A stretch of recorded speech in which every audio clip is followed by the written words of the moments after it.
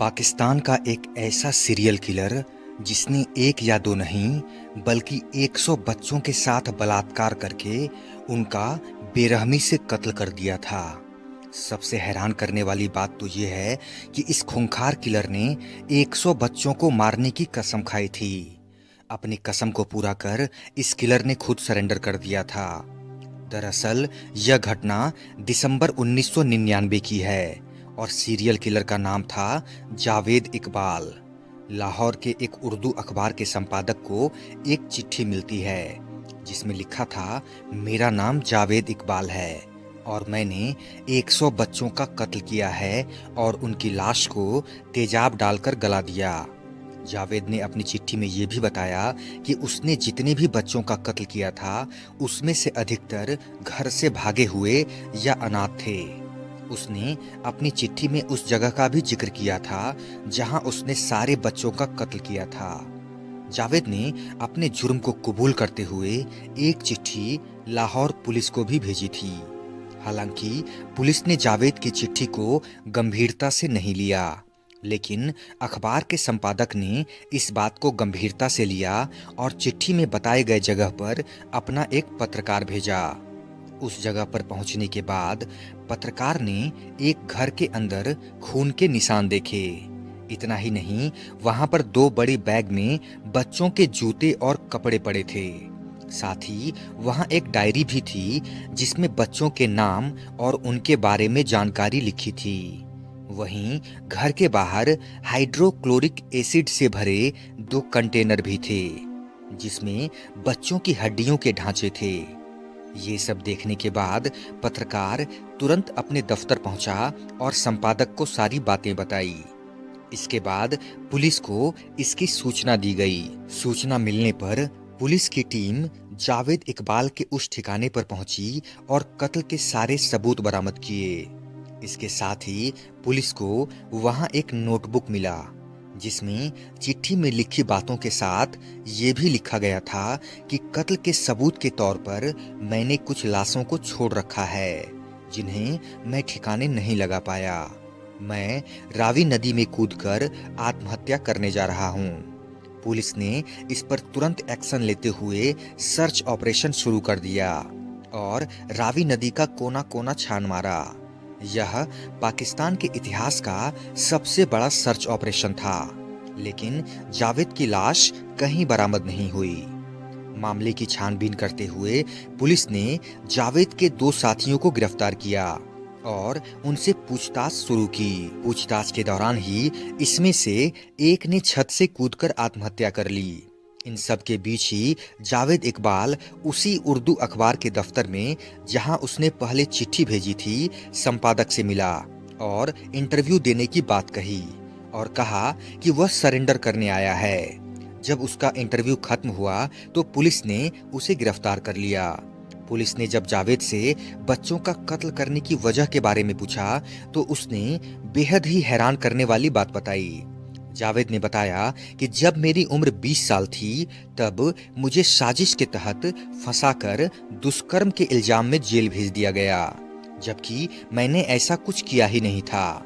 इस दौरान उसकी मां हमेशा जेल में उससे मिलने आती थी, लेकिन बेटे की रिहाई के इंतजार में एक दिन उसकी मां की मौत हो गई, जिसके बाद उसने कसम खाई कि जैसे उसकी मां ने रोते रोते अपनी जान गंवाई है वैसे ही वो कम से कम 100 बच्चों की माताओं को रुलाएगा। इसके बाद उसकी हत्या करने का सिलसिला शुरू हुआ। जावेद के मुताबिक वो बच्चों को बहला फुसला कर या जबरदस्ती उन्हें लाहौर के सादबाग वाले अपने घर में लाता था, जो एक सुनसान इलाके में था। फिर वहां बच्चों से दुष्कर्म करता और उन्हें लोहे की एक जंजीर के सहारे गला घोंटकर मार देता। इसके बाद वो लाश को छोटे छोटे टुकड़ों में काटता और उन टुकड़ों को एसिड में डुबोकर पूरी तरह गला देता। उसके बाद भी अगर कोई टुकड़ा बच जाता तो उसे ले जाकर नदी में फेंक देता था। अब सवाल था कि आखिर वो बच्चों को कैसे फंसाता था। इस सवाल पर जावेद इकबाल ने पूरी कहानी बताई थी। इस बारे में पाकिस्तान के एक अखबार ने साल 2001 में जावेद इकबाल के बयान को छापा था। उस बयान के अनुसार जावेद इकबाल बेहद ही गजब तरीके से बच्चों को अपने जाल में फंसाता। इसके लिए उसने मोहल्ले में बच्चों के पसंदीदा वीडियो गेम्स की शॉप खोली थी। अब उस दुकान में ज्यादा से ज्यादा बच्चे आए, इसलिए उसके रेट बहुत कम कर दिए। कई बार वो ज्यादा बच्चों को लाने के लिए वीडियो गेम्स फ्री भी कर देता था। इस लालच में बच्चे कई बार बिना घर वालों को बताए भी उसकी वीडियो गेम शॉप में आते। अब कई बच्चों में एक बच्चे को टारगेट करने के लिए वो नया पैतरा अपनाता। इसके लिए वो अपनी दुकान में 100 रुपए का नोट गिरा देता था। अब उस पैसे को कोई ना कोई बच्चा उठाकर रख लेता। इसके बाद जावेद उस पैसे का पता लगाने के लिए सभी बच्चों को एक लाइन में खड़ा कर देता था। फिर बच्चों की तलाशी लेता। अब जिसके पास से वो नोट मिल जाता था, उसे पकड़कर वो कमरे में ले जाता और दरवाजा बंद कर देता। फिर उस बच्चे के साथ अश्लील हरकत करते हुए रेप करता। कुछ लोगों को इस बारे में शक हुआ तो लोगों ने दुकान पर बच्चों को भेजना कम कर दिया। इसके बाद उसने बच्चों को मछली दिखाने के लिए एक्वेरियम खोला।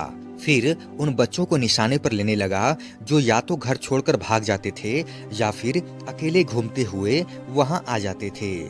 इसके बाद उन बच्चों को वो लाहौर के सादबाग वाले एक घर में ले जाता और दुष्कर्म करता था। फिर उन बच्चों की गला घोटकर हत्या कर देता। गला घोटने के लिए वो बकायदा लोहे की जंजीर का इस्तेमाल करता, जिससे बच्चे तड़प तड़प कर दम तोड़ें। उन बच्चों की फोटो निकालकर वो रख लेता था ताकि उसकी निशानी रहे। दरिंदगी से मर्डर करने के बाद बच्चों के शव को कई टुकड़ों में काटता। इसके बाद उन टुकड़ों को तेजाब में डालकर पूरी तरह से गला देता था। इस तरह किसी बच्चे से जुड़ा कोई सबूत न मिले। बच्चे के शरीर को गलाने के बाद भी कुछ हिस्सा बच जाता तो उसे वो पास की नदी में ले जाकर फेंकता। इस तरह उसने 100 बच्चों को मारा, जिनमें से कुछ के कंकाल को निशानी के तौर पर भी रखा। जावेद ने जब पुलिस को सारे बयान दे दिए और अपना जुर्म कबूल कर लिया तो उसे 16 मार्च 2000 ईस्वी को अदालत में पेश किया गया।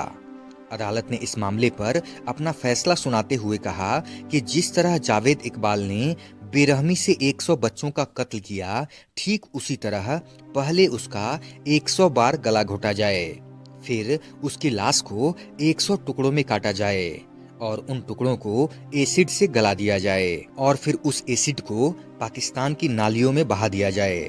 हालांकि दुनिया भर के देशों को जब इस कठोर फैसले के बारे में पता चला तो उन्होंने इसका विरोध किया, जिसके बाद फैसले को पलट दिया गया और फैसला किया गया कि जावेद इकबाल को फांसी पर लटकाया जाएगा। हालांकि फांसी होने से पहले ही 8 अक्टूबर 2001 की सुबह कोट लखपत जेल में जावेद और उसके एक साथी की लाश मिली। उनकी लाशें छत में लगी सरिया के सहारे लटक रही थी। उनके हाथ पैर नीले पड़ गए थे। ऐसा कहा जाता है कि जेल में ही उन दोनों का खून किया गया था। पहले उन्हें जहर दिया गया और फिर उन्हें बेडशीट के सहारे सरिया से लटका दिया गया था, लेकिन जेल अधिकारियों ने इसको खुदकुशी माना। इस मामले में कई जेल कर्मचारियों को निलंबित भी किया गया था। दोस्तों, आशा करता हूँ कि आज की वीडियो आपको अच्छी लगी होगी। अगर वीडियो अच्छी लगी हो तो लाइक करें, कमेंट करें, शेयर करें और प्लीज़ दोस्तों चैनल को सब्सक्राइब जरूर करें।